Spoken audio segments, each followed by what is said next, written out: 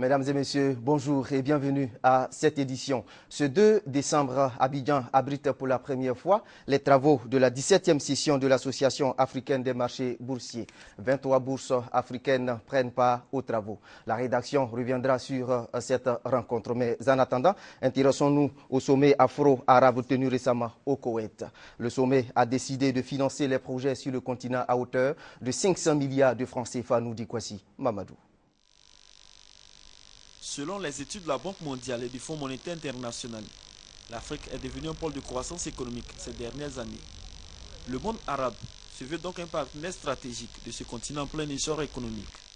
Pour concrétiser ce rapprochement, le Fonds coïncide pour le développement initie le Forum économique afro-arabe. L'initiative, qui a sa 3e édition, est soutenue par l'Union africaine et la Ligue arabe. À travers ces rencontres, les pays africains et arabes veulent renforcer leurs liens économiques. Cette année, ce sont des chefs d'État, des chercheurs et des experts en économie qui ont échangé sur les rapports qui doivent exister entre le continent africain et les pays arabes.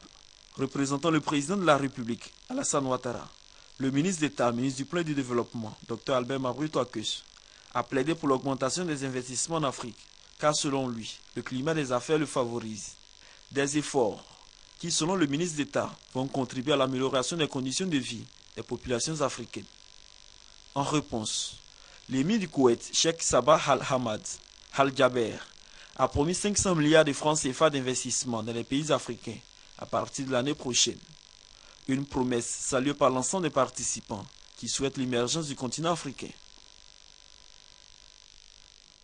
Hier, le monde a célébré la journée de lutte contre le sida. La maladie touche plus de 35 millions de personnes à travers le monde. En Côte d'Ivoire, la célébration a eu lieu dans la commune de Marcory, dans le district d'Abidjan. Le reportage de Sidonie Waka Davila et de Grasta Kando. Pour la 26e journée mondiale de lutte contre le sida, au regard des résultats indiquant une prévalence encore élevée de 3,7%, la Côte d'Ivoire a décidé de se focaliser sur une triple action conformément à l'objectif visé par l'ONU-SIDA. Objectif 0, 0 nouvelle infection au VIH, 0 décès liés au sida, 0 discrimination. Il s'agit de prévenir les nouvelles infections, d'accroître l'accès au traitement pour réduire les cas de décès liés au sida et riposter contre la stigmatisation et la discrimination.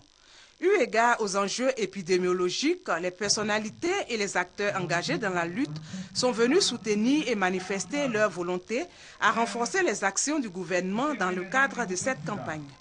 La ministre de la Santé et de la lutte contre le sida, Raymond Goudou Kofi, rappelle la mobilisation du gouvernement ivoirien dans cette lutte et souligne l'importance de la prévention, du dépistage et de l'accessibilité au traitement et aux soins. Selon l'Institut national de statistique, 34% parmi vous, les jeunes, n'adoptent pas des comportements appropriés pour éviter les infections au VIH et surtout pour éviter la maladie avant d'aller vous enjailler. Et si vous devez et vous pensez que c'est indispensable d'aller vous enjailler, il faut vous rappeler que 5076 cas de grossesse en milieu scolaire ont été enregistrés. À l'occasion de la 26e journée, un appel lancé aux jeunes et aux enfants en vue de les encourager à se protéger et à pratiquer le dépistage volontaire.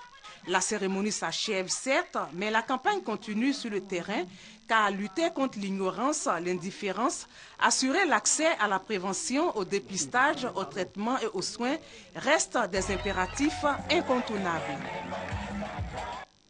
Hors de la Côte d'Ivoire, l'ONU va déployer pour la première fois des drones de surveillance en République démocratique du Congo. Le chef des opérations de maintien de la paix sera sur place à Goma ce mardi pour assister au premier vol de ce drone qui doit permettre aux Nations Unies de surveiller plus efficacement les groupes armés dans la région de Kivu. Et puis, présidentielle au Madagascar, la campagne pour le deuxième tour est lancée. À 3 semaines du second tour de l'élection présidentielle, le compte à rebours est lancé. Vainqueur du premier tour, Jean-Louis Robinson repart en campagne. Retrouvailles avec ses partisans dans un lieu choisi, les ruines d'un supermarché Magro, propriété de Marc Ravalomanane, saccagé pendant le coup d'État de 2009. Un hommage à papa, comme l'appellent ses fidèles. L'ex-président qui l'a soutenu depuis le début de la campagne. Son épouse, Madame Ravalomanane, n'a raté aucun des meetings de son poulain. Elle pourrait en récolter les fruits. Je vous l'ai dit la dernière fois, maman sera mon Premier ministre et je tiendrai parole. Mais pour les législatives, vous devrez aussi voter pour les députés de la mouvance Ravalomanane. À l'autre bout de la ville, son rival, Errazonari Mampion, soutenu par Ange Razuel, le président de la transition, a choisi ce quartier populaire d'Antananarive pour lancer sa campagne. Bienvenue président, les banderoles sont sorties, message prémonitoire qui sait. Les promesses, elles, sont concrètes, adaptées au décor. Nous allons vous nettoyer toutes ces ordures, parce qu'elles sont nocives pour la santé. Et n'oubliez pas, le 20 décembre, je vous donnerai une nouvelle force. Mais vous devrez me soutenir, vous aussi. Deux hommes forts écartés du jeu politique, deux poulains.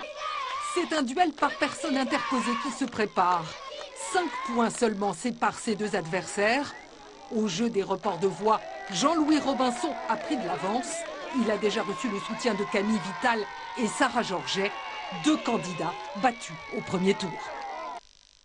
C'était le lancement du deuxième tour de la campagne présidentielle à Madagascar. Direction à présent Haïti. Un livre photo témoigne de l'évolution de la société haïtienne. Plus de détails dans ce reportage. 3 ans d'enquête sur Haïti, 80 photos publiées après une plongée dans une société du marronnage qui fuit vers la liberté depuis toujours. Les photos de Paolo Woods donnent à voir Haïti en face et avec douceur. Dans quel état est le pays? Réponse mosaïque dans ce grand reportage admiratif de la cohérence du pays plutôt que de son désastre. Paolo Woods pour les photos et Arnaud Robert pour les textes signe État, un titre sec pour un livre ami d'Haïti. Exactement, on dit ça et c'est pas faux. L'État haïtien est dysfonctionnel, chaotique, et le séisme du 12 janvier n'a pas créé une situation d'échec pour l'État. La situation existait déjà depuis des décennies, probablement 2 siècles en réalité. Mais qu'est-ce qui attache Paolo Woods à Haïti où il vit depuis 3 ans? Ça m'attache énormément, une espèce de sensualité de la vie. Je sais que ça s'est fait très cliché, ça fait cliché caribéen et tout ça, mais c'est pas la sensualité des femmes créoles, c'est pas ça, c'est vraiment une sensualité vers la vie, presque au niveau philosophique. Le lecteur ébahi apprend que 2 milliards de dollars sont investis chaque année par les Haïtiens dans les loteries privées, près d'un quart du PIB. Il y a là une espèce d'organisation parallèle. Les gens appellent ça banque parce qu'ils considèrent que c'est une façon de placer l'argent. Quand on a un système bancaire aussi déficient, c'est la loterie finalement qui fait cet office-là. Ça, c'est une photo qui, pour moi, c'est une photo qui a un côté normal, parce que c'est ça que j'ai cherché beaucoup en Haïti. C'est pas l'extraordinaire, c'est pas les choses extrêmes, ni de la misère, ni le vaudou. C'est une normalité, mais que derrière, il a tous des niveaux de vie haïtienne, parce que la borlette, c'est quelque chose qu'on joue à la borlette avec les numéros que nous donnent dans les rêves. Et la borlette, c'est l'industrie qui marche le mieux en Haïti. Et donc on se rend compte qu'en quelque façon, Haïti marche sous les rêves de ses citoyens.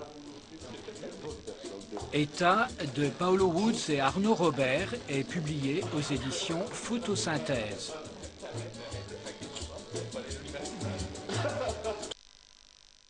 Voilà qui met fin à ce journal. L'information continue sur notre site www.rti.ci. Bonjour chez vous.